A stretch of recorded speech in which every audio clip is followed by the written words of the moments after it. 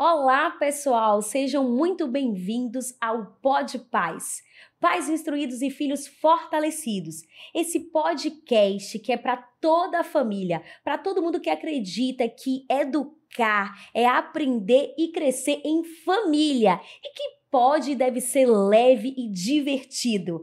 Fica aí o nosso convite para você ficar conosco, porque o episódio de hoje promete. E só para lembrar, nós temos um encontro marcado todas as terças-feiras, às 20 horas, aqui no YouTube. Mas você também pode acessar esse podcast através de outras plataformas da sua preferência. Então não tem desculpa. Você pode malhar, levar o seu filho para a escola, fazer a atividade que você quiser, ouvindo o Pod Pai, se instruindo e inclusive fortalecendo toda a família. Então eu posso contar com você? Aproveita para compartilhar esse episódio com toda a família, grupos de amigos, de familiares, de pais. Você que é pai ou mãe de um dos nossos alunos do Clube de Exatas, esse canal é feito para você também. Então compartilha geral, vamos levar conhecimento para toda a sociedade. Não se esqueçam de ativar o sininho para não perder nenhum dos nossos episódios. Se você está chegando aqui pela primeira vez, eu tenho certeza que você vai continuar nos seguindo.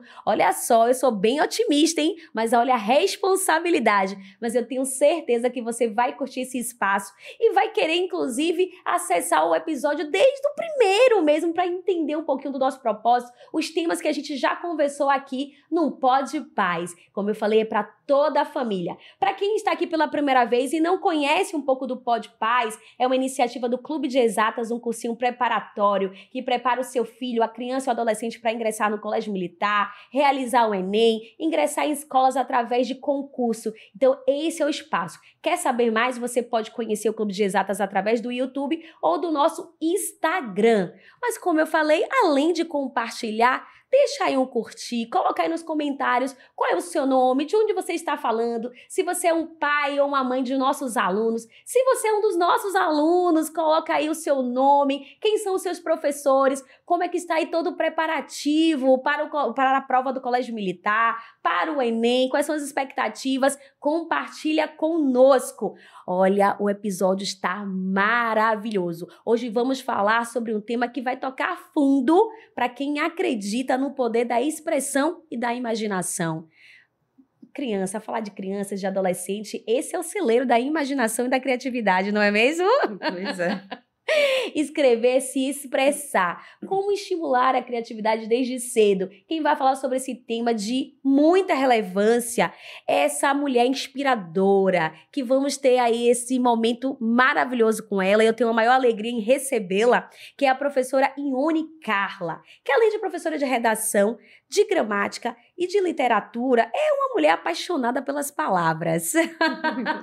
É uma inspiração, inclusive, a indicação para a gente ter esse contato com essa pessoa maravilhosa, inspiradora, foi um dos seus alunos, inclusive de redação. Olha como ela é marcante, marcou e trouxe aí uma memória afetiva para muitos alunos, como, por exemplo, do Pablo Roberto, que já esteve aqui conosco, esse profissional da área de psicologia, que já contribuiu muito para o Pod Pais, indicou essa maravilhosa para estar conosco hoje, conversando de um tema de alta relevância e como ela fez e faz para transformar vidas através das suas habilidades técnicas e, com certeza, de quem ela é como pessoa. Então, Ione, seja muito bem-vinda, esse espaço é seu. Fica o convite não só para esse episódio, mas tantos outros que você queira estar conosco. É uma alegria muito grande. E como eu estava conversando nos bastidores, o Pod Pais passa em todo o Brasil. A gente tem aqui a comunidade de pais do Clube de Exatas, mas também tem pessoas que não fazem parte dessa comunidade,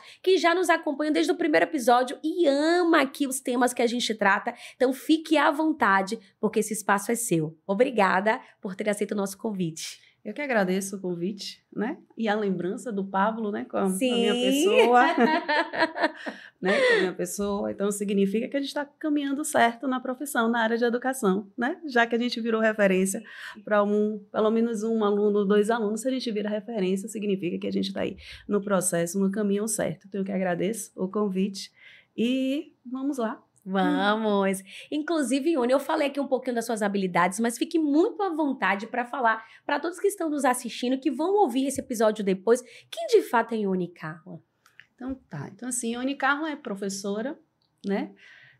De gramática, literatura e redação, mas também é psicopedagoga, escritora e poeta. Tanto é que eu tenho poesia tatuado. Ai, que lindo! A poesia faz parte de mim, faz parte da minha alma. Então, assim, porque eu acho que a arte, ela existe, e já dizia o nosso filósofo que a arte existe, que a vida sozinha não basta. Olha, né? é Então, profundo. a gente precisa da arte para sobreviver. O processo de pandemia, a gente está falando da pandemia, Sim. e o processo da pandemia, o que ajudou muito foi a arte. Foram as lives dos artistas, né? Amenizando um pouquinho aquele tumulto que era ficar dentro de casa, de parentes doentes, de pessoas queridas doentes e perdendo pessoas queridas, e a arte suavizou muito esse processo, né? De ficar nesse processo dentro de casa. Então, eu acredito muito na educação. Sou professora porque eu acredito na educação.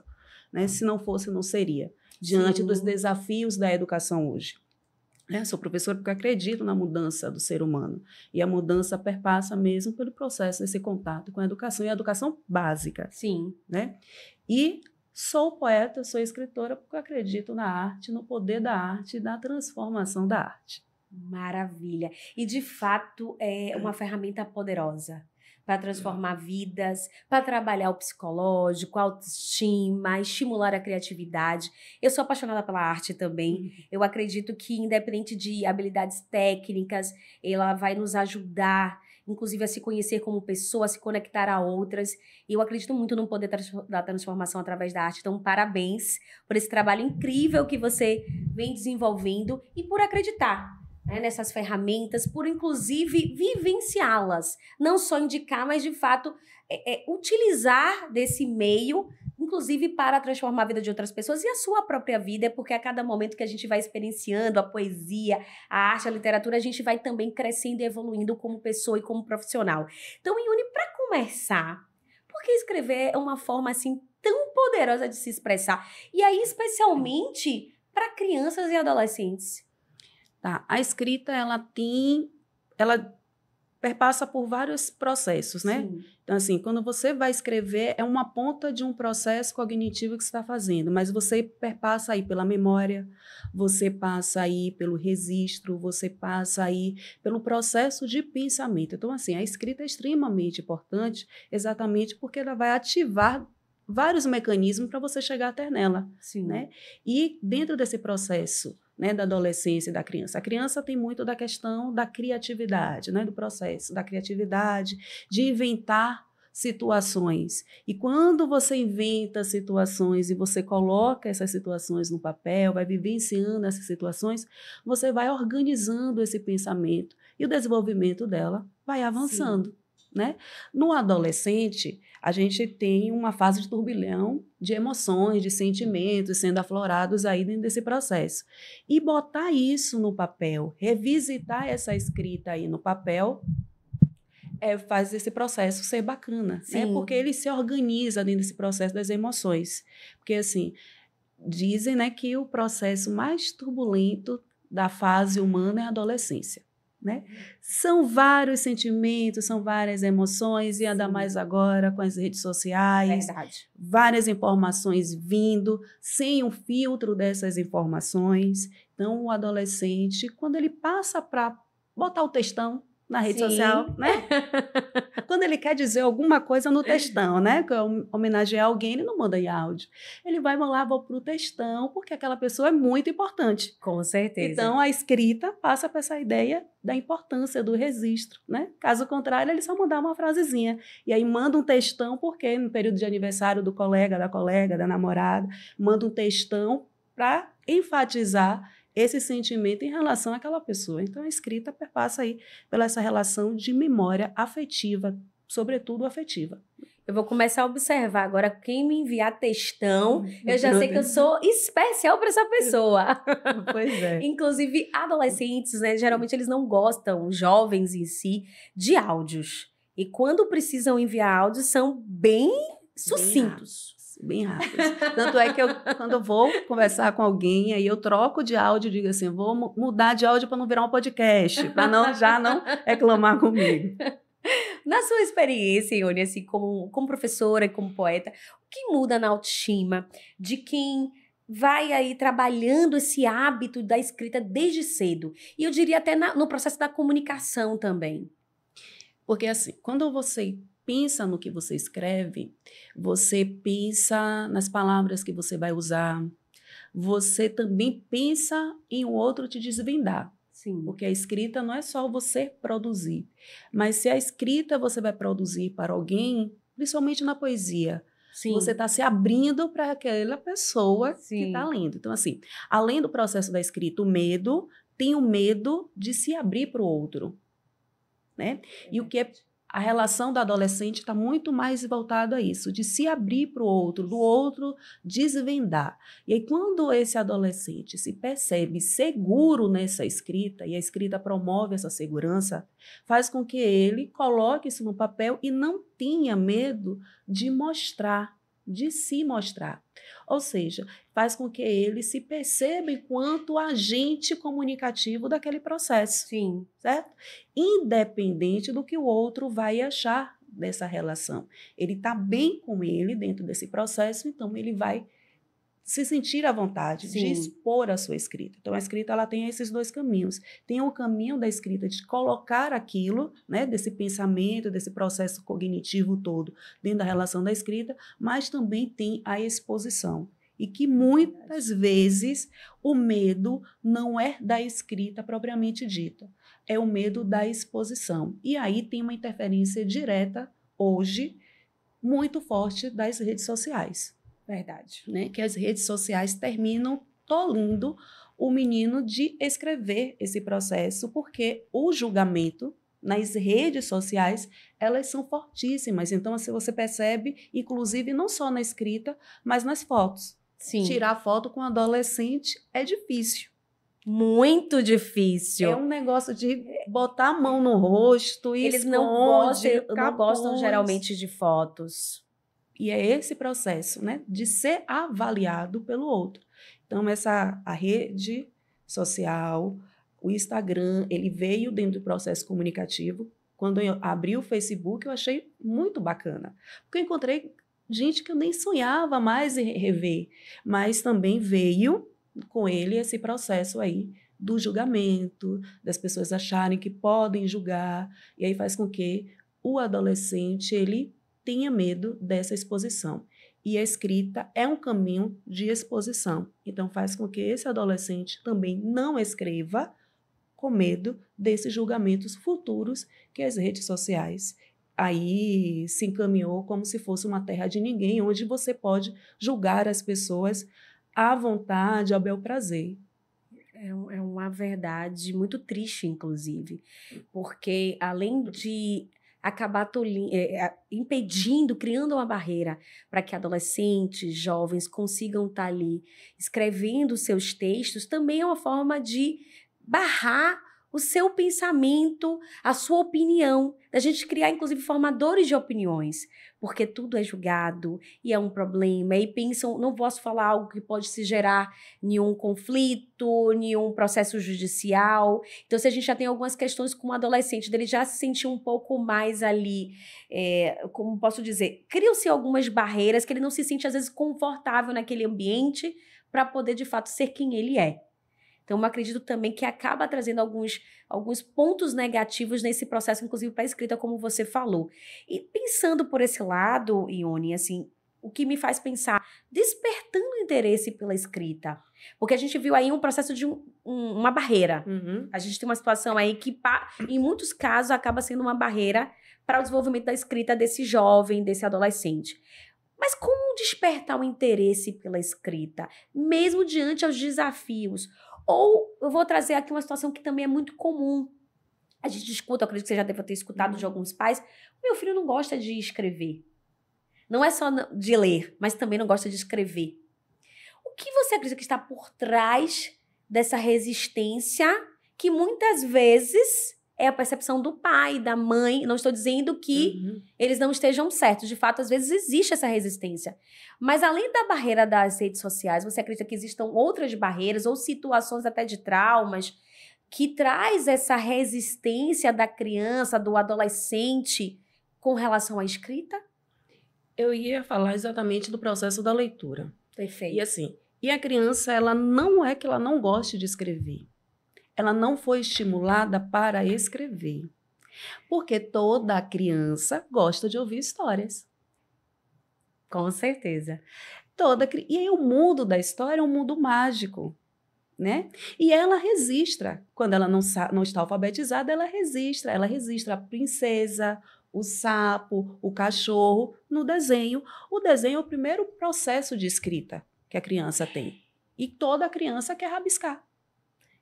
Qual a criança aqui não? Né? Qual foi a casa que não teve que pintar a parede? Com certeza. Ou teve que comprar rolos e rolos de papel métrico para colocar no chão para o menino riscar. Então, assim, isso é um processo da escrita. Sim.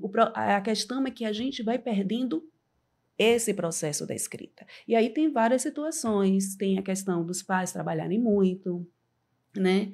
Tem a questão de, eu coloquei na escola, agora é a escola. Eu esquecendo de que aqui em casa eu ainda tenho que continuar fomentando esse processo da escrita. Então, são etapas. A gente termina perdendo essas etapas. Mas se a gente continua, a criança que continua a família que tem esse hábito de todo mundo ler, de continuar contando história, de visitar livrarias, né? As livrarias fecharam. Sim. É muito triste. Visitar livrarias, escrever, estimular a leitura e a escrita, elas estão dentro do processo paralelo. Porque, assim, quando eu leio, eu mexo a minha imaginação, né? O livro é uma porta aberta para vários mundos. E a escrita é o registro desses mundos que eu passei. Então, a gente precisa continuar. Aquilo que a gente faz com o menino pequenininho tem que continuar. Quando ele é alfabetizado, quando ele entra na adolescência, ele é chato, né? Ele não quer ler, tudo é chato, mas não é só seu filho, é todo mundo é chato, né? Esse processo, todo mundo fica chato na adolescência, né? A escrita é chata, a escola é chata. A tia é chata, a professora é chata. O que é gostoso na escola? A resenha. Não sou eu enquanto professora. Não vai ser eu enquanto professora, mas a resenha de estar com os colegas, de estar conversando. A gente é comunicativo. A gente se comunica o tempo todo. Então, a gente precisa entender que esse processo da escrita é o nosso processo comunicativo. E a gente não está nem falando do processo gramatical aqui, dos aspectos gramaticais, normativos. Estou falando mesmo do processo de necessidade de comunicação. E a escrita é um processo comunicativo. Então, na verdade, eu acho que a gente vai perdendo esse processo comunicativo, entendendo que a leitura é esse processo comunicativo, que a escrita é esse processo comunicativo, e vai só para a escola. E aí, quando vai para a escola, tem nota, que infelizmente é o único instrumento que a gente tem para avaliar, parametrizar o menino. E aí se torna chato. Então, a leitura é chata, a escrita é chata, Machado de Assis é chato, Machado de Assis é difícil. Machado de Assis, né? gente. Então, assim, Clarice Lispector é inconfundível, ninguém... Mas por quê? Porque a gente vai perdendo esse canal como elemento comunicativo. Então, a gente precisa sempre lembrar, a leitura e a escrita é um processo comunicativo. E a gente precisa falar. A gente se comunica, a gente se organiza a partir da comunicação. E a comunicação é tudo, né? A forma de vestir é um processo comunicativo, né? A forma de andar é um processo comunicativo, as gírias daquele grupo é um processo comunicativo. Então, se a gente coloca todo mundo junto ali, entendendo que tudo é um processo comunicativo, as coisas avançam. E a gente perde as estigmas que tem dentro do processo da leitura e da escrita, como algo difícil e transforma como algo comunicativo e necessário para o ser humano. E aí se torna prazeroso a essas relações. Com certeza. Você me fez refletir sobre várias questões. Inclusive uma pausa aqui, você falou de Machado de Assis, Dom Casmurro. Até hoje discute se traiu ou não traiu. Capitu, conta pra gente. Mas eu tenho memórias afetivas e, inclusive, esse processo de ter prazer com a leitura veio muito desse livro. né? Eu devo muito, inclusive, a Machado de Assis.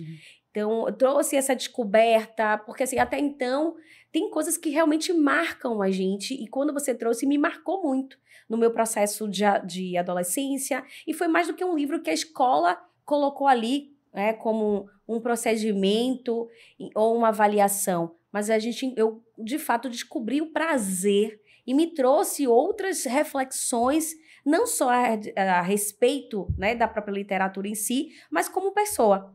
Então, eu acredito também que se estimular a leitura, trazer alguns livros que dialoguem com essa geração, talvez seja um processo para facilitar esse caminho de despertar o interesse pela escrita?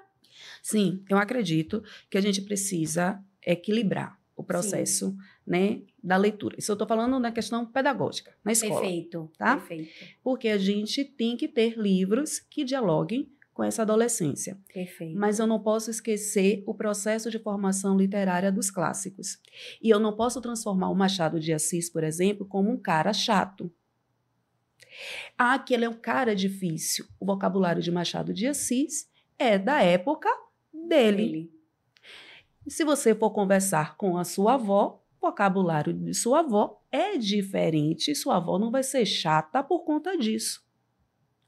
Você vai conseguir, por conta de uma relação afetiva, respeitar o vocabulário de sua avó. E sua avó, por uma relação afetiva, vai aí tentar decodificar o seu vocabulário. Literalmente é decodificar. Né?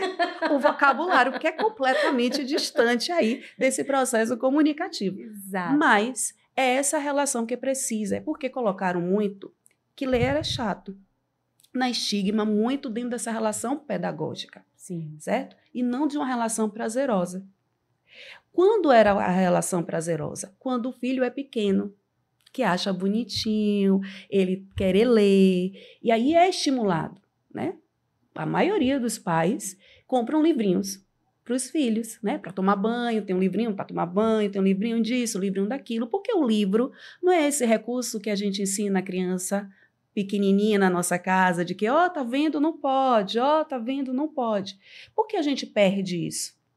Né? Então, a leitura ela precisa ser prazerosa, porque o que é escrever, né? E eu, enquanto poeta, é a minha leitura de mundo, que talvez não seja a mesma da outra pessoa, mas existe uma leitura de mundo ali, né? E que faz com você refletir. Você refletiu em cima da escrita de Machado de Assis, que talvez não seja só a leitura de mundo, mas ele te abriu uma possibilidade de leitura de mundo. Esse é o papel do livro, esse é o papel da literatura, desde os clássicos aos atuais. Então, a gente precisa equilibrar pedagogicamente esse processo, né?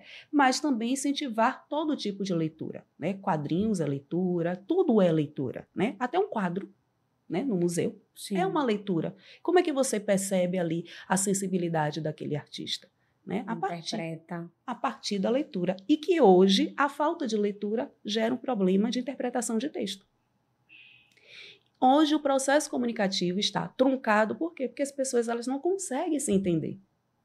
Porque ela não consegue ouvir o outro, mas também não consegue entender o que o outro disse. E aí termina tendo esse truncamento aí na conversa, e às vezes o tom aumenta sem nenhuma necessidade, e às vezes as pessoas estão falando a mesma coisa. Mas não consegue se entender. Mas não consegue se entender. Exatamente porque a leitura dá essa pausa. Porque quando você para ler, você tem essa pausa de entender. E às vezes você não entende, você volta à página. Você não entende uma palavra, você vai pesquisar essa palavra. Então, a leitura, ela te dá, inclusive, uma possibilidade de escuta, porque ela pede para você uma pausa. E é essa pausa que hoje é que eu vejo que a gente não tem. Muita informação rápida, essas informações não são verificadas e elas são passadas de qualquer forma e sem nenhuma interpretação. Então, se a gente continua com o hábito da leitura, com essa pausa que é necessária, a gente teria outros problemas sociais, e não esses que a gente está tendo, né? Menino que não quer escrever, né? Menino que não está sabendo interpretar. Isso eu estou colocando no menino, mas a gente percebe que é uma sociedade no geral, né? Que não consegue interpretar, não consegue se entender exatamente porque não tem essa pausa. E o livro, a leitura, a escrita, ela promove essa pausa. Até quando você quer discutir com alguém, assim, povo do Instagram, ou no WhatsApp, grupo de família, quer discutir, você vai lá, o dedo não para, só vê os pontinhos, a pessoa mexendo. Mas você tem um tempo ali para parar, para ainda, isso aqui eu vou consertar. Porque talvez eu possa jogar de forma que o outro, né, possa amenizar ou possa aumentar a situação. Então, você tem essas possibilidades. Então, a leitura e a escrita te possibilita tudo. Né? É um processo comunicativo social extremamente importante e que precisa ser valorizado. Perfeito. Você foi muito assertiva e me fez lembrar, inclusive, de alguns episódios que a gente teve aqui no Pod Paz, inclusive com os professores de redação, que foi o preparo para a prova, né, do Colégio Militar, e também de matemática. E o interessante é como a gente vê essa conexão entre a redação, entre a escrita, entre a interpretação de texto, inclusive para processos de exatas. Sim. E o quanto a gente vê que alunos e até mesmo pessoas que não estão prestando alguns tipos de concurso, que vão avaliar, verificar ali o gabarito, rever a prova. Poxa, por que eu coloquei essa alternativa? É entender que não prestou atenção em algo e está tudo ligado à interpretação de texto. E aí, quando você traz a importância da escrita, da leitura nesse processo, nas pausas, que vão reverberar, inclusive, na interpretação de você, de fato, ali, prestar muito atenção. E algo que você me trouxe aqui que vai ficar marcado para mim é quando você vai ler um livro que você não entendeu algo, você volta. E aí me faz refletir, por que a gente não para ouvir as pessoas, deixa de fato ela se expressar e não vai responder no imediatismo. Né? Toda ação tem uma reação, mas muitas vezes essa reação ela vem muito imediata, sem refletir. E aí vem os processos de ruídos de comunicações, de conflitos. Então, de fato, deixa eu tentar interpretar o que de fato ela quer dizer. O que ela quer me dizer com essa frase, com essa palavra, por que ela está agindo dessa forma. Então, como tudo na nossa vida, ela tem uma conexão. Isso. Inclusive, que contexto ela está me dizendo isso? Exato. Né? Porque quando a gente, na literatura, né, a gente estuda um pouquinho da história, as escolas literárias, para entender o contexto daquela escrita.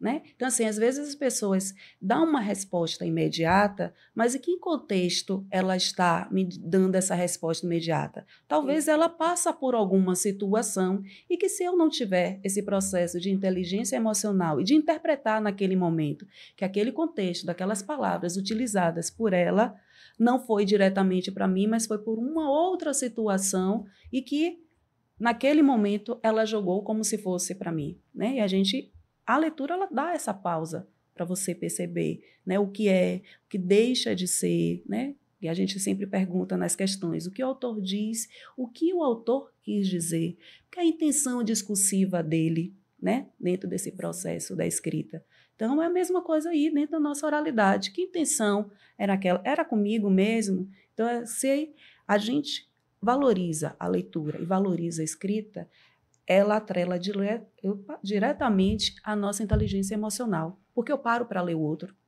Sim. Eu paro para interpretar. Poxa, esse não é o momento dela. Eu vou esperar o momento exato. Exato, para poder falar e dizer e sinalizar, inclusive, que aquelas palavras, naquele momento, não foi adequado. Né? E aí, quando a gente tem esse cuidado com o outro, com a nossa leitura e com a nossa escrita, as conversas fluem de forma positiva, porque a gente vai se entendendo nesse processo. E o que a gente precisa, dentro do escopo social, é se entender, e que a gente não está conseguindo se entender. Né? E a leitura e a escrita é esse mecanismo. Algo que eu quero, é muito da minha curiosidade, inclusive. Eu acredito que talvez possa ser também a curiosidade de muitos que estão aqui nos assistindo, Ione, sobre se é algo geracional. A gente brincou aqui sobre a avó, a comunicação da geração, né, dos nossos avós e dessa geração Z. E hoje, inclusive, a gente vive em muitos ambientes com 5 gerações, inclusive, se comunicando. Então, olhando muito para essa perspectiva, eu fico me imaginando, já vi vários memes, algumas historinhas até de mães tentando interpretar as mensagens de WhatsApp dos filhos. decodificar. Não sei se você se viu alguma situação, às vezes até de alunos, tá? Sim. Logo quando começaram as figurinhas, eu Traduz. Me diz o que é que eu posso usar, o que eu não posso usar, porque a gente não se Sim. comunicava com figurinha, né? Correto. Eles que se comunicam com várias figurinhas e eu fico perdida no tempo e no espaço quando tenho necessidade de falar com eles pelo WhatsApp. Que veio muito mais por conta da pandemia, né? A gente Sim. processo comunicativo com o aluno pelo WhatsApp. Mas tem uma coisa assim que eu fico muito curiosa sobre, eu sinto de fato essa geração muito monossilábica. E quando a gente vai também para esse processo da escrita, além das figurinhas, só complementando, muitas abreviações. E aí minha pergunta, assim, você como especialista e também como pessoa que se conecta o tempo todo com jovens, né, enfim, sobre esse processo. Isso é muito da geração ou talvez a falta de estímulo lá atrás dos pais, como você trouxe. Poxa, a criança ali, quando a gente está nessa fase, os pais fazem a leitura até para dormir, como deve se alimentar, estimula-se a leitura, a escrita com os desenhos, isso vai se perdendo. Você acredita que essa forma, inclusive, de se comunicar dessa geração, ela também tem relação com essa falta de estímulo ou é algo muito pontual mesmo dessa galerinha que, de fato, também tem tudo muito ali fácil, rápido, de pronto, por conta das tecnologias? Eu acho que tem duas discussões aí. Uma é o internetês, a linguagem da internet, né? A internet, ela promove uma linguagem rápida. Então, essa geração nasceu com o tablet na mão. Sim. Então, ela se comunica de forma muito rápida, porque as redes sociais promovem isso, né? A questão das simbologias do emoji, e que aí, uma indicação aos pais que não assistiram a série Adolescência, assistam, certo? Que ele traz várias questões exatamente com esse processo comunicativo. Sim. Né? E que a gente precisa estar alerta, porque em um emojizinho que a gente entende como algo simples, dentro de um contexto para determinados grupos, tem uma conotação muito maior. E a adolescência eu gosto muito porque ele divide por etapas, né? O que cabe à escola, o que cabe aos pais, o que cabe à justiça, né? O que cada um lê desse processo comunicativo. Então, a internet, ela modifica a escrita desse adolescente, certo? Para isso, tem a questão do estímulo do escrever, né? É chato. Ficou muito marcado, infelizmente, que leitura é chato e escrever é chato, né? Tanto é que hoje, assim, eu sou uma pessoa que consigo dialogar com as tecnologias, consigo dialogar com a criatividade dentro desse processo das tecnologias. Mas boa parte dos meninos hoje querem aulas criativas. Entenda-se aula criativa, jogos. E aí, não dá para ser o tempo todo no processo. Deve ser um grande desafio. E aí você precisa organizar. E aí eu falo com eles. Por exemplo, como meu público maior é adolescente, 3º ano, pré-vestibular. Vocês querem aula com música divertida para memorizar. Ok. Mas na hora que vocês entrarem na faculdade, forem médicos, você vai pedir para o seu preceptor cantar uma musiquinha para você aprender a suturar? Muito bom para se refletir. É uma vida que está ali, então não dá para você brincar. Então, assim, eu vou fazer esse movimento criativo, mas não dá para eu ficar brincando com o seu conhecimento. Trabalhar com o lúdico o tempo inteiro. Isso, porque conhecimento é importante. É isso que a gente precisa entender, que conhecimento é importante. Eu, enquanto professora, não posso brincar com conhecimento. Né? Porque eu estou ali como um processo de mediação desse conhecimento. E aquele menino é importante para mim. E eu quero que ele se torne um Pablo, né? Um Pablo, né? Que dentro desse processo. Então, assim, eu preciso me preocupar com aquele menino, né? E com todo ele. com a relação afetiva, com todo o processo de construção que aquele indivíduo traz. Então, não dá para, dentro dessa ideia que ficou fantasiado aí, que a criatividade está dentro da tecnologia, está dentro de jogos e brincadeira o tempo todo. Então, a gente precisa separar isso aí. E é esse o grande problema hoje, para mim, certo? Porque, assim, querem tudo muito rápido, muito divertido.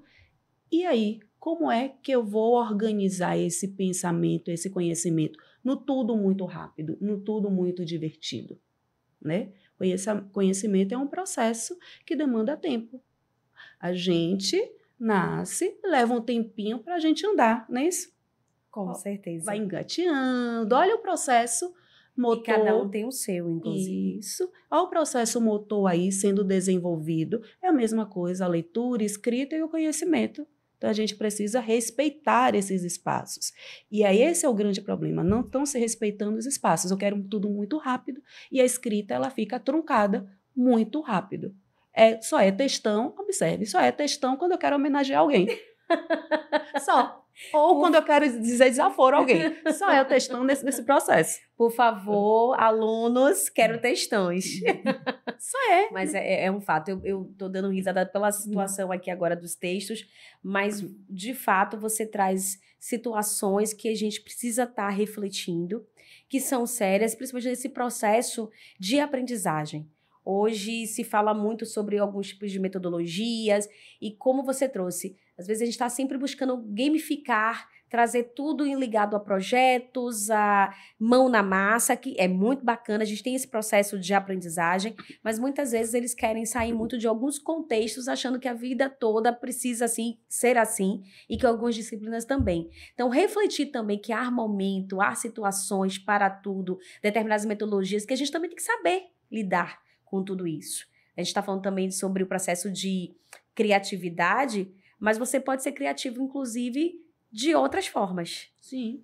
Isso é muito importante e eu acredito que seja muito desafiador para vocês que são professores, que estão em sala de aula, o tempo todo tendo que se reinventar, buscar determinadas formas de ensinar, metodologias para que possa trazer a atenção desse aluno em sala, para que eles tenham prazer e tenha, de fato, um desenvolvimento desejado, né, que vocês, como professores, imaginam e querem também, porque é muito bom ver alunos como o Pablo, que depois de alguns anos que deixou de ser seu aluno, você olhar, encontrar e ver, de fato, que ele traçou um caminho como protagonista da sua carreira, da sua vida, e que, de fato, trouxe ali resultados, reverberou muito do que você ministrou na vida dele durante a sala. Porque a sala de aula é isso, um a sala lugar de é esse transformação, espaço de transformação, de experiência e do não. Sim. Com E certeza. do não. E que esse não é que está se perdendo dentro desse processo, né? Assim, esse é o espaço do não também. A gente precisa organizar. E quando a gente recebe o não, a gente vai organizando emocionalmente e para entender como é esse processo, até mesmo para se entender o que eu fiz para receber esse não, Sim. né? Então, é um processo de desenvolvimento humano. A escola é um espaço de desenvolvimento humano. Ela não pode ser vista como chata. Eu também não posso ver a escola como algo que eu acho que eu tenho que modificar do meu jeito. E que é uma obrigação. E é uma obrigação essa modificação, né? Temos profissionais ali que estudaram desenvolvimento humano, que estudaram metodologias e que sabem o que pode e que não pode ser feito. Isso significa que você não pode dar uma ideia? Não se trata disso. As ideias, elas precisam ser vindas, até porque a escola é esse espaço de troca, de conhecimento. O professor, ele é mediador daquele processo de conhecimento daquele aluno.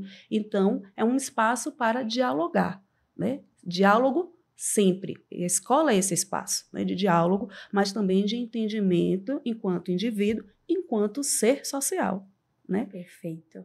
E como você acredita, a gente falou desse processo da escrita, e você falou muito sobre o papel da escola, mas o papel dos pais. Como eles podem transformar a escrita como tirar muito, ressignificar esse processo que parece obrigação e escolar, inclusive, em algo prazeroso e criativo dentro de casa. E aí eu vejo também esse papel dos pais nesse processo em conjunto com a escola. Perfeito. Eu acho que criar o hábito da leitura, né? O momento da leitura, o cantinho da leitura. Sair do cantinho da leitura da escola, porque a escola tem o cantinho da leitura, colocar o cantinho da leitura em casa. O livro ser um espaço de fato de uso. Porque, assim, algumas vezes a gente vê as casas no livro, mas ele está de enfeite. Ele faz parte da decoração. De muitos escritórios, inclusive. Né? Da decoração. E ele não só ser um espaço de decoração, não é um objeto de decoração, mas ele ser um espaço também prazeroso de leitura. E toda a família lê. Sim. Né? Tem um espaço, um momento que todo mundo lê e todo mundo compartilhar essa leitura. Né? Então, assim, os momentos em família, eles podem ser desenhados dentro desse aspecto, né? Que talvez esteja faltando isso, esses desenhos, né? Dentro desse processo da leitura, de entendimento. Ah, você está lendo o quê? Eu estou lendo isso, eu vou compartilhar. Olha que eu gostei dessa leitura e como não gostei. Por exemplo, nas minhas aulas de literatura, eu conto os livros, né? E aí eu conto os livros e eles dizem que parece que eu estou fazendo uma fofoca. Isso, mas literatura é uma grande fofoca dos personagens, né? E, Ione, eu vou ler porque você leu. Ione, você me deu spoiler do livro, você me deu o final do livro. Leia porque foi eu contando. Vamos ver se você contando, você vai ver do mesmo jeito que eu estou vendo, né? Mas, assim, é você estimular dentro dessa ideia do prazer. Assim, eu gosto de ler e gosto de escrever. O outro precisa também despertar. Então, assim, nessa fofoca, já vários alunos já me disseram que gostaram de ler por conta dessas fofocas literárias. Então, o que a gente chama de fofoca, eu chamo de fofoca literária, eles dizem que eu sou a Choquei da literatura. Mas, e aí a gente vai nesse processo, porque são personalidades. E a fofoca acontece há milhões de anos, né? No período da matraca tem a fofoca e todo mundo se comunica então da fofoca. Então, se você contar aqui um personagem que aconteceu no personagem, que deixou de acontecer. Ontem todo mundo parou, né? Ontem, dia 17, para ver a morte da Odete Roitman. Então, e que, por incrível que pareça, me surpreendeu. E há muito. Novela, não é isso? Uma grande fofoca? Uma grande fofoca. Alguém escreveu. Exatamente. E compreende, né? É muito interessante.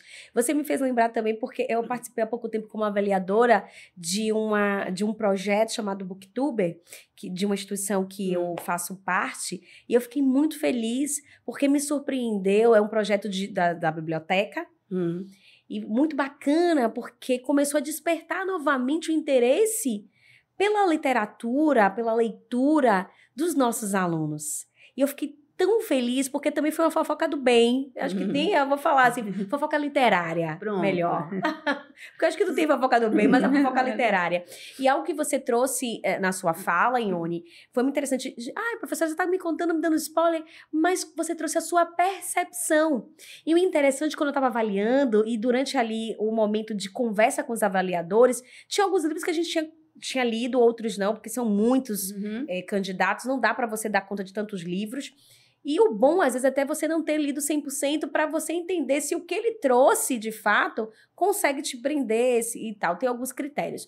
E o interessante é que teve livros que a gente leu, mas como cada um interpreta o livro, como cada um tem uma percepção. E eu acho que o bacana também da literatura, desse processo também da leitura em si, é porque ela é contagiante e cada um tem uma reação a um estímulo.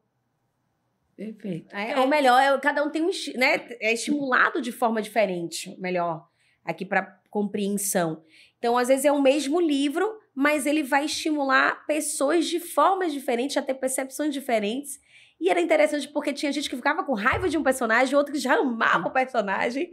É sobre. Porque a arte te atinge de várias formas, Sim. né? Foi o que a gente estava falando antes. Assim, aquela pessoa que teve a resposta reativa, existe um contexto ali para ter aquela resposta reativa. A mesma coisa na leitura. Às vezes eu me identifico com um personagem, que nem é tão bonzinho assim, Exato. mas eu me identifico com o personagem porque ele me apegou de algum jeito, me afetou de algum jeito, eu quero proteger.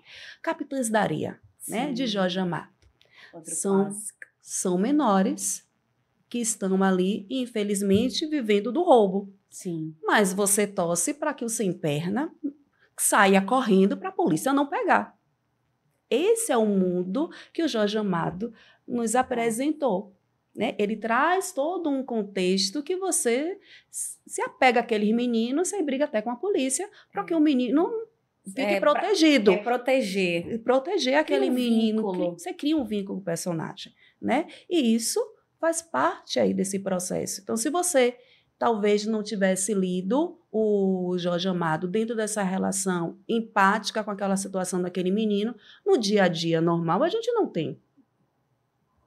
A gente olha com medo, a gente olha porque aí tem várias situações sociais que imprimem esse olhar para a gente diante dessa criança, né? E faz com que a gente não analise essa criança. Opa, o Jorge Amado trazendo essa criança de um outro jeito, e a gente analisando essa criança e tendo cuidado com essa criança, lembrando que é uma criança, né? Então, a literatura, ela tem essa responsabilidade social. Com certeza. Né? Para trazer e transmitir informações e olhares. Então, e às vezes, a gente, nesse olhar, a gente vai modificando o nosso olhar, né? Então, às vezes eu leio um livro, depois eu vou ler de novo, eu estava onde que não vi. Não tive essa percepção. Não percebi. Né? E outro leu e percebeu algo que não leu. Então, assim, o clube de leitura é interessante, né? Então, dentro de casa, você pode fazer esse clube de leitura, né? Trazer ou o mesmo livro, ou cada um lê um livro, e depois socializar esse livro, ou brincar com o desenho. Quem é essa personagem? Quem não é, né? Brincar quem eu sou, quem é o personagem tal, quem não é. Vamos ver se você adivinha quem é esse personagem. Então, assim, você pode trabalhar de diversas formas e despertar a leitura. Não só para você, enquanto pai, mas também para os seus filhos, para que ele perceba que essa relação comunicativa é prazerosa e ela não é um negócio pesado que está limitado à escola e ao professor, principalmente de língua portuguesa, que fica passando um bocado de livro. Como os professores sofrem. Ione, assim, você trouxe alguns exemplos e foi muito bacana, porque de fato acontece muitos livros como objetos de decoração. E aí você trouxe alguns exemplos que os pais podem fazer em casa, junto com a família, para que possa estimular o processo da escrita, da leitura, enfim. E tem outros exemplos aqui que, inclusive, um me lembra muito a minha época. Eu não sou tão... Eu vi uma forma de falar pessoas que têm mais experiência, de dizer que somos um pouco mais novos, bem mais novos do que alguns dessa geração. Eu gostei muito dessa expressão, foi um senhor que falou, sou bem mais novo do que você. Então, ele me fez lembrar, você conversando, sobre algo muito bacana, que muitos aqui pais vão se identificar, a época dos bilhetes, do diário. Eu escrevia tanto no diário. E hoje eu não vejo essa geração buscar. Poucos, quem gosta mesmo, quem tem esse estímulo pela escrita, que faz poemas, né, redige poemas, cria, enfim, já tem esse processo ali. Mas o diário, de fato, você escrever como foi o seu dia, de contar e deixar relatado ali momentos importantes, eu acredito que isso também ajudou a muitos adolescentes, ou muitos adultos hoje, né, a ter uma perspectiva diferente, a ter um olhar diferente para a escrita, porque também tinha esse tipo de exemplo em casa durante a sua infância. Então, você acredita que esses tipos de atitudes, eles acabam também trazendo uma influência no comportamento da criança e do adolescente? Sim. A casa é o reflexo da criança, né? A dinâmica dessa casa vai ser o reflexo da criança. E aí, quando eu estimulo essa criança, por exemplo, na época, eu sou a época do papel de carta, da troca de papel de carta. Ai, que maravilha, também sou dessa época. Da época de trocar papel de carta, né? E a gente escrevia nos papéis de carta para aniversário, para os colegas, e os namoradinhos, Ainda botava cheirinho, claro, tinha os que já vinham perfumados. Era sensorial. Então, assim, tinha essa exploração sensorial e da escrita, né? E que se perdeu muito.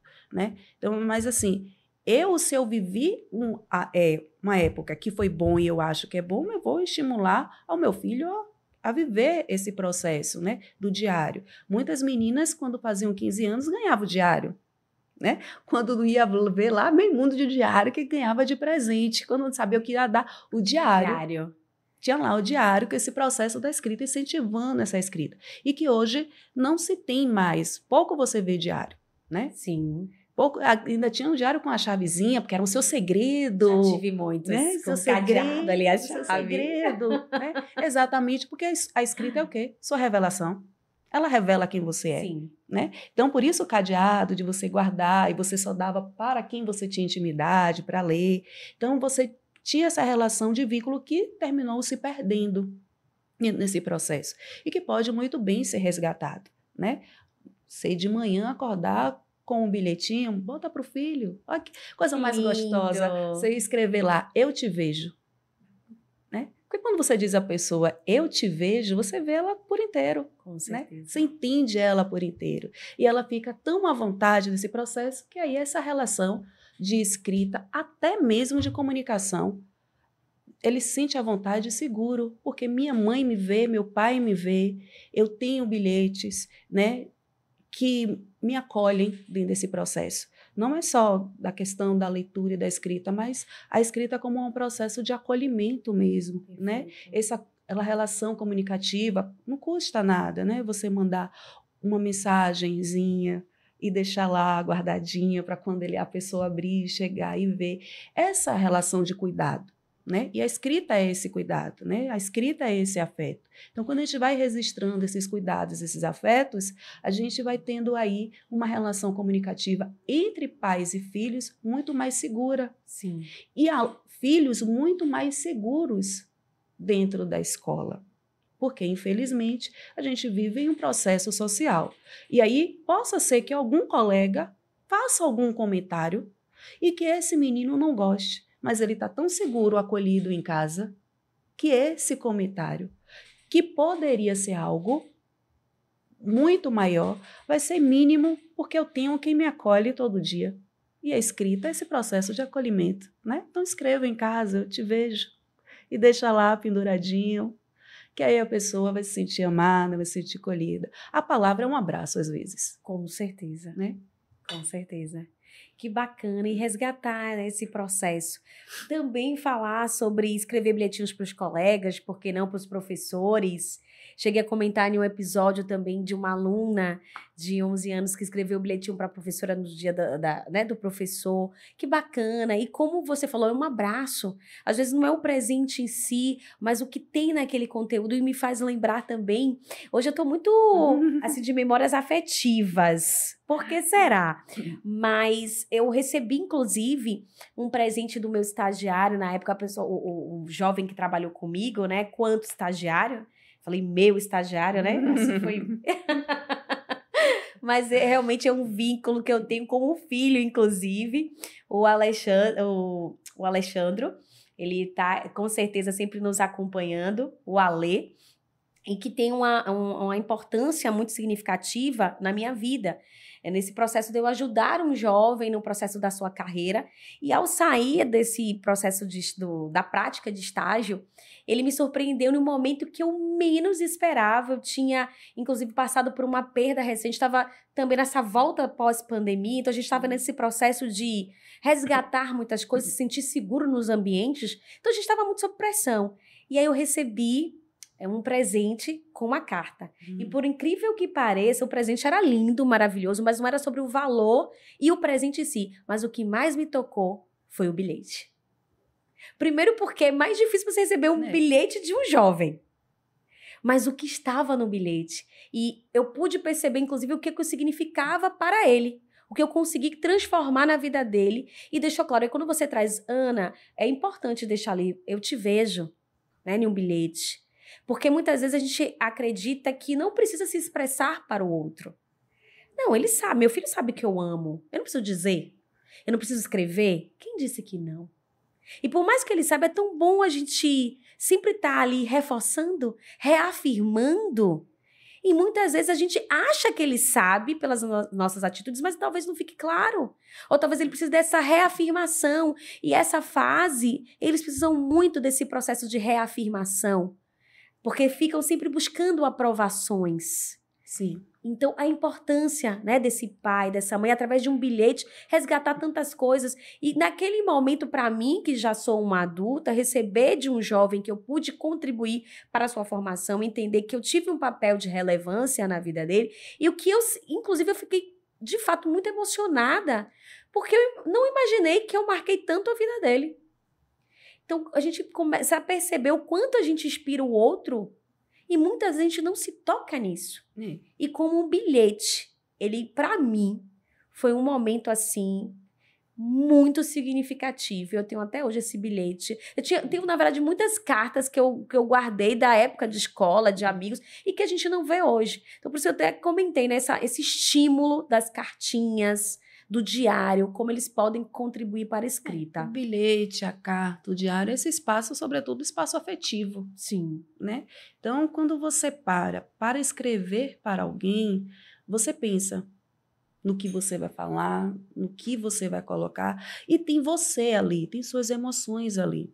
Né? Então, assim, a escrita, ela precisa também ser entendida, além desse todo esse escopo aí, dessa questão pedagógica e social, vestibular, né, redação, do entendimento de também que é esse espaço afetivo, né? É esse acolhimento, é esse abraço, né? Assim, eu recebo muitas mensagens de alunos, assim, teve recentemente período dos professores, né? E a gente recebeu as mensagens por escrito dos alunos. Então, assim, quando ele para escrever, ele para te olhar com espaço de carinho. Perfeito. Né? Então, a escrita é esse espaço de carinho. Então, se você desenvolve essa escrita como espaço de carinho dentro da sua casa, a relação comunicativa ela flui muito melhor, né? Porque o amor é esse processo de transformação, né? De acolhimento, de abraço. Então, quando você coloca lá um bilhetinho, ainda que a pessoa saiba, não custa nada ela saber mais um pouquinho. Não tem problema nenhum. Inclusive, você teve um tempo de qualidade para escrever. Não custa nada. Ela... Inclusive, uma pausa, eu falei Alexandre, mas é a Alessandra. Eu misturei o nome de Ale junto com meu irmão, que é Alexandre. Mas fica aí um beijo para esse querido que eu tanto amo.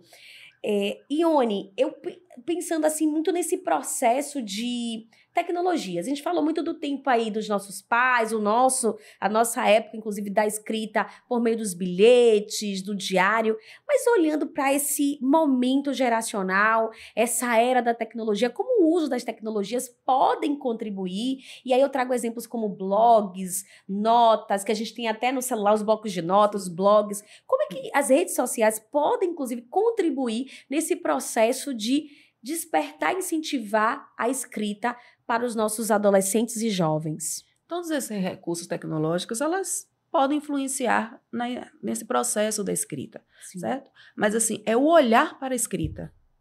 Não é nem o recurso, é o olhar para a escrita, né?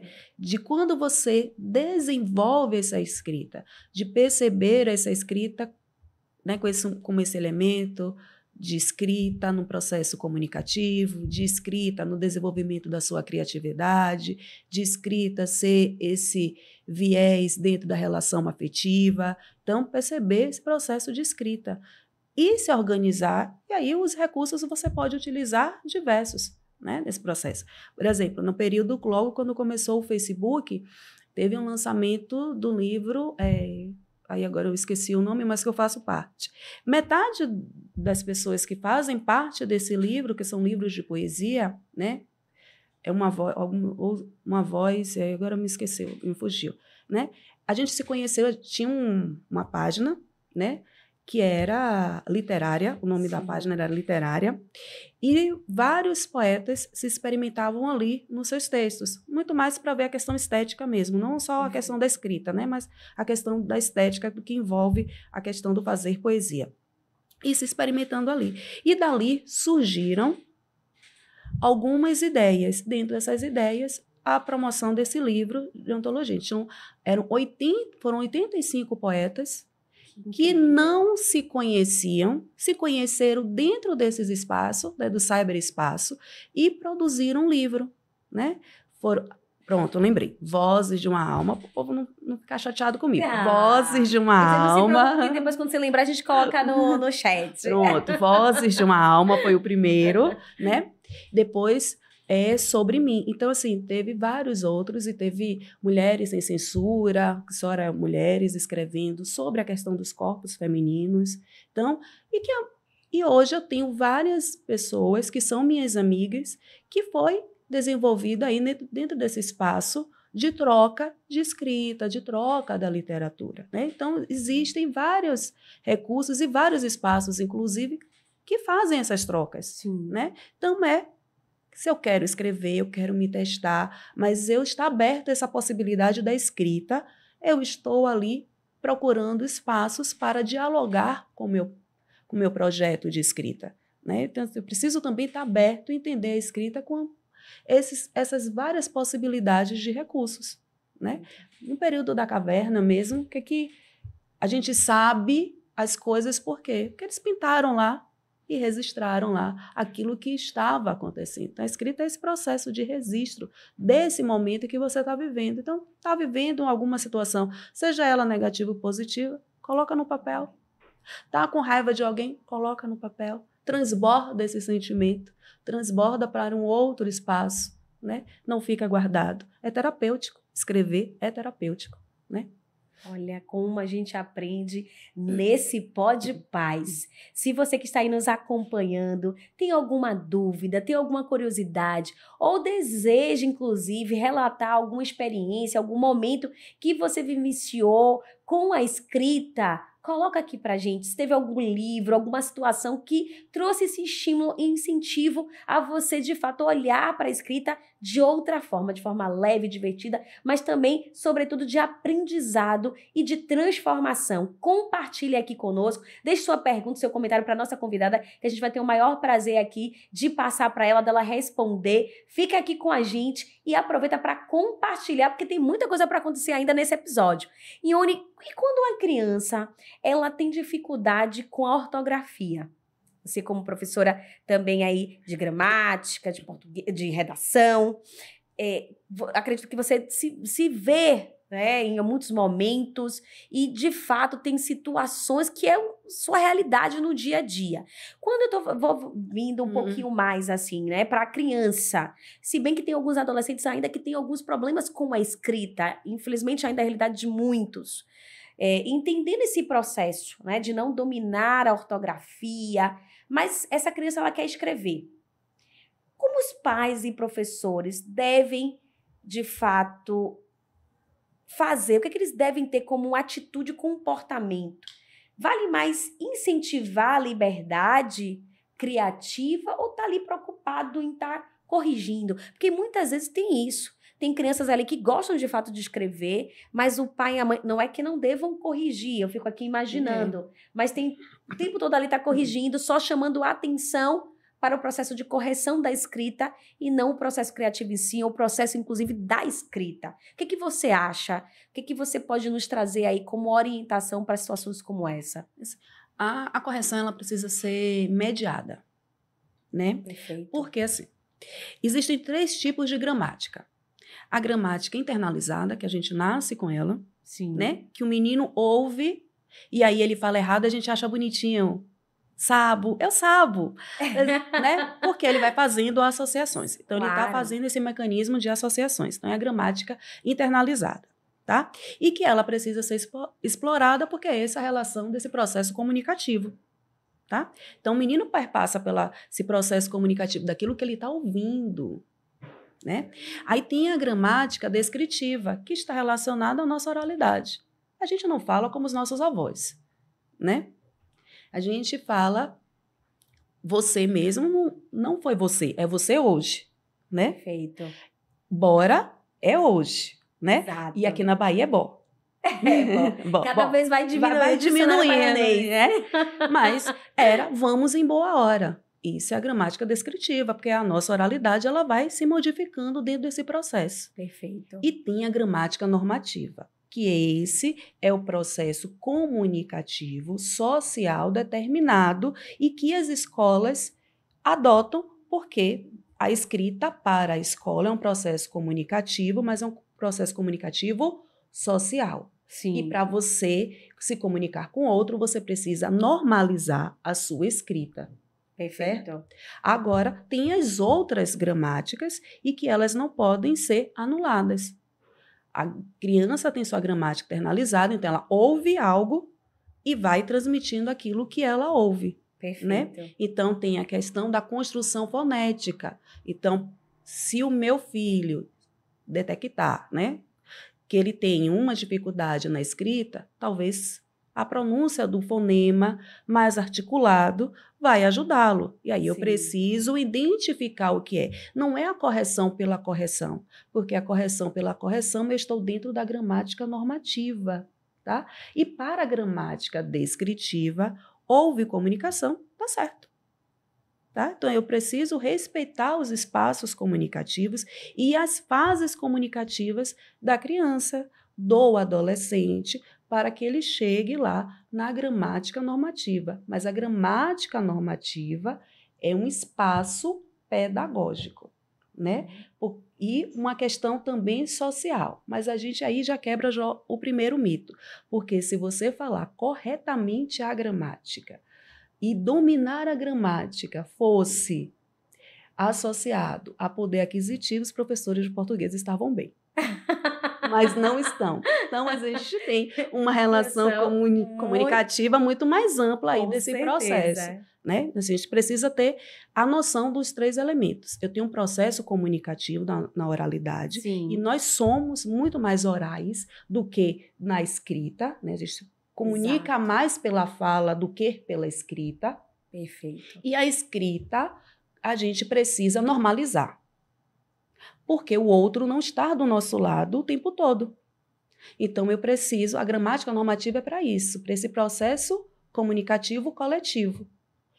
De estabelecer regras, porque eu não estou com o outro do meu lado, mas na oralidade eu estou. E aí, se Ana Carla não entendeu, Ione, você falou o que mesmo? Aí eu vou explicar.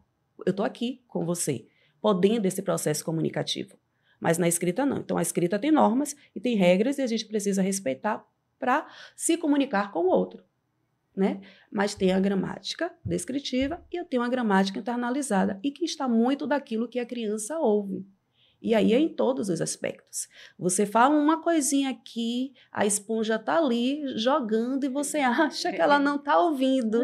Muito, absorve tudo. No momento exato, super sensíveis. No momento exato, ela fala a mesma coisa que você falou, você se espanta.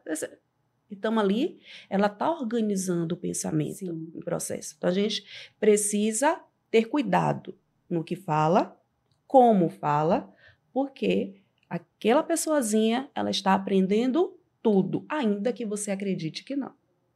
Já entrou em uma sala do grupo 2, grupo 3, todos eles estão conversando ao mesmo tempo, mas eles estão se entendendo. A gente não está entendendo nada daquele processo. Fulaninho está fazendo isso, o outro está fazendo isso, mas eles estão se entendendo, estão se comunicando. Se comunicando. Então, não dá para interromper aquele processo comunicativo.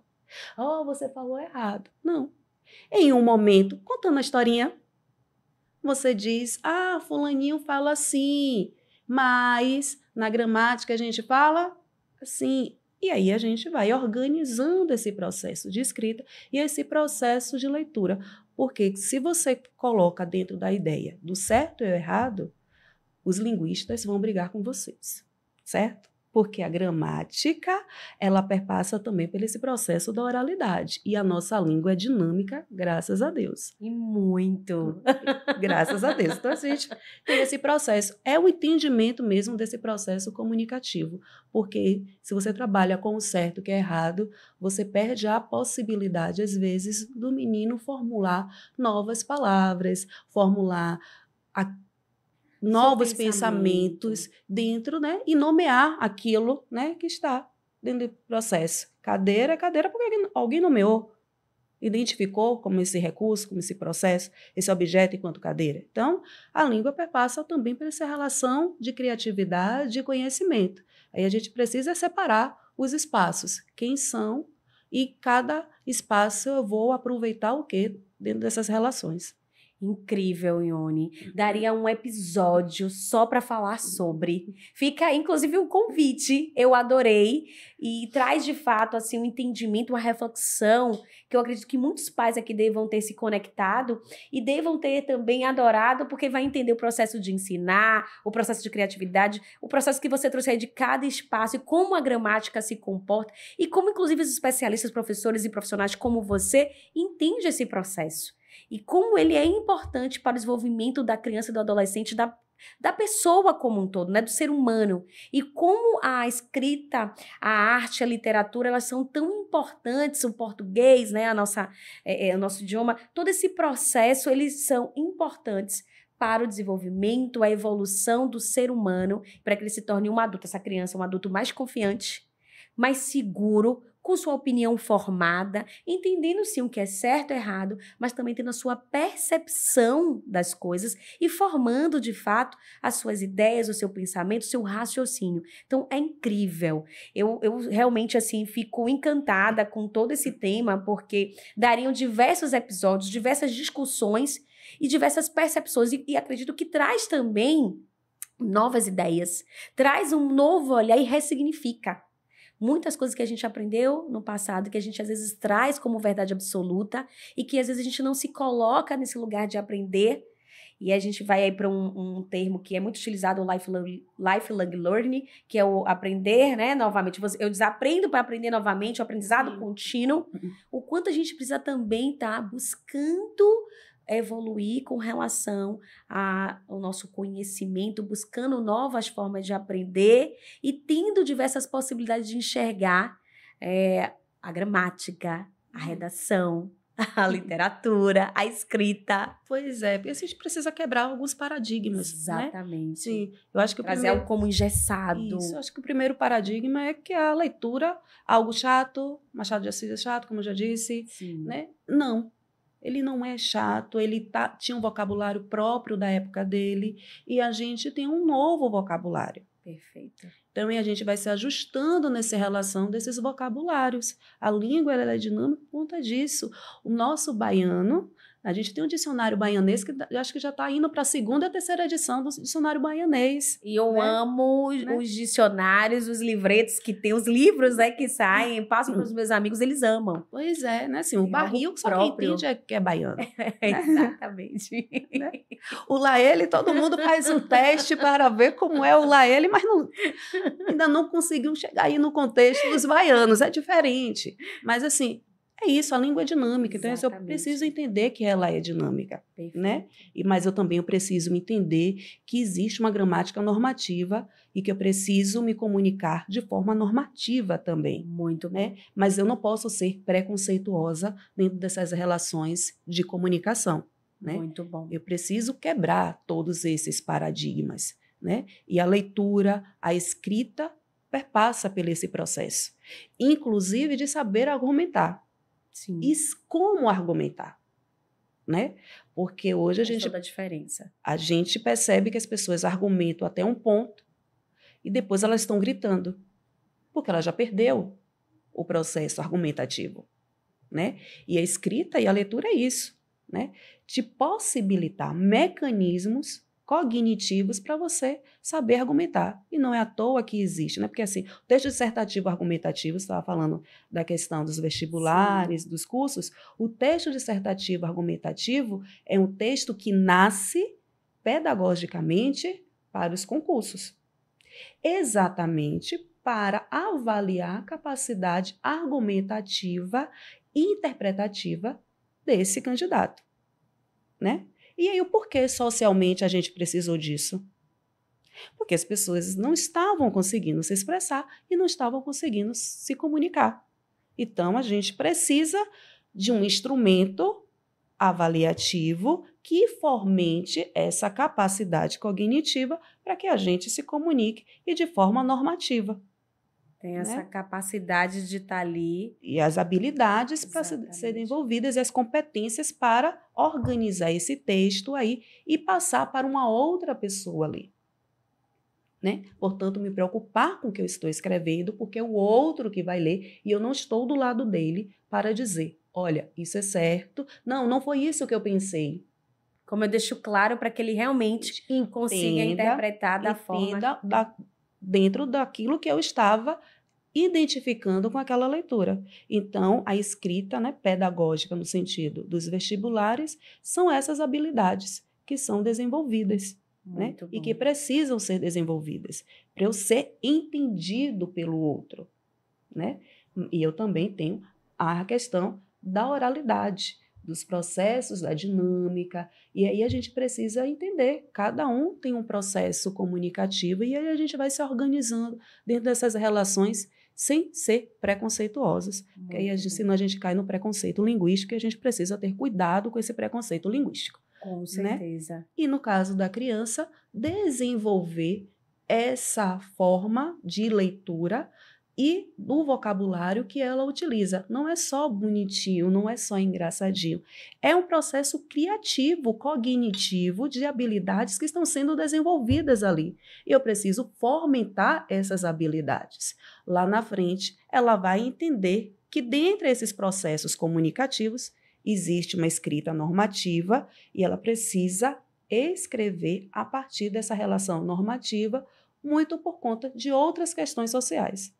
Muito bom, muito. E aí eu fico pensando nesse processo de comunicar, né, através ali do processo mesmo oral, normativo, entendendo que cada um tem seus espaços e momentos que a gente pode e deve estar né, utilizando de todos, mas também saber quando usar cada um deles, porque a gente também fica nesse processo linguístico muito cultural, regional, mas em alguns momentos e ambientes eu preciso também trabalhar esse vocabulário para estar adequado ao ambiente, à forma, até para poder também me expressar diante de pessoas que não têm o conhecimento dessa linguagem, desse processo que eu me comunico.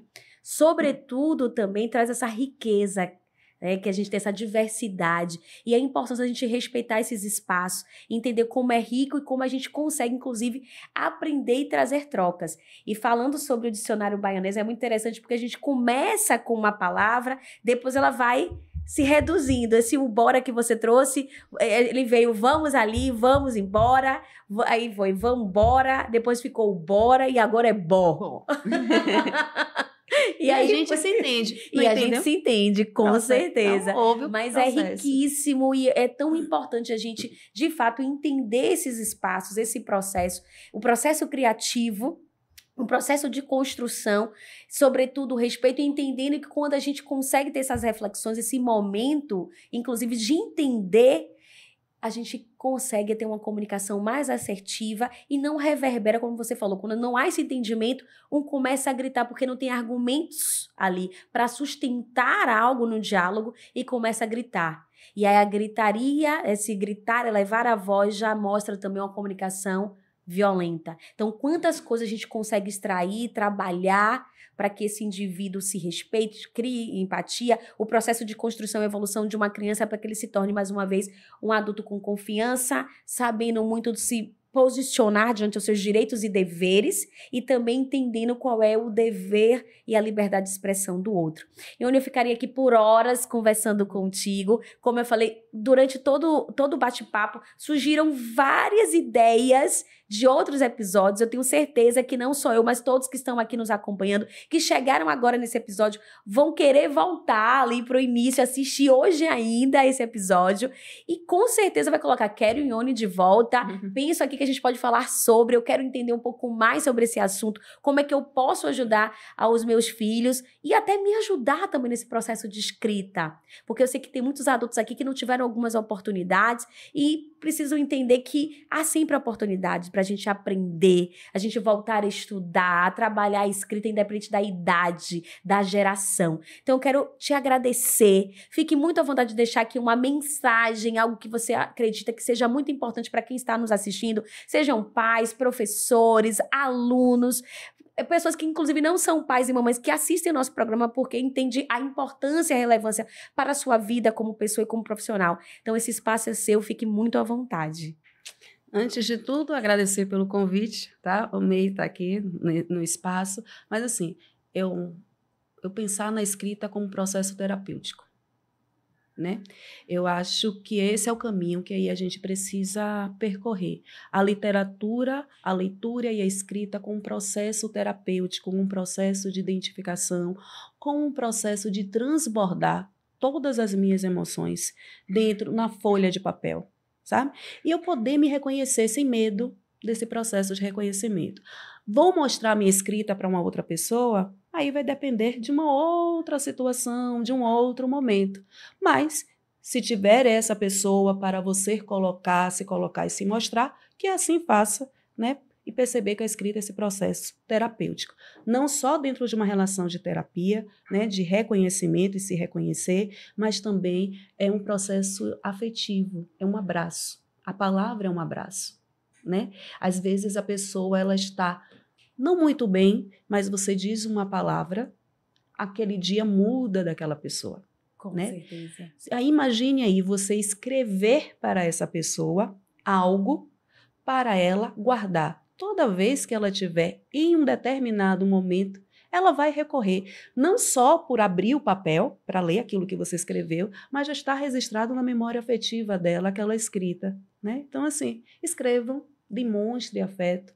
A escrita é esse processo aí, ó, de abraço, de acolhimento, né? De demonstração afetiva e de carinho. Então, acorda de manhã, escreve um bilhetinho, deixa lá, né? Deixa a pessoa ler. Tira um sorriso dessa pessoa com um papelzinho, com um bilhetinho, uma mensagem de afeto e de carinho. Maravilha, mais uma vez, muito obrigada, Ione. Obrigada por esse momento rico, por ter nos inspirado tanto.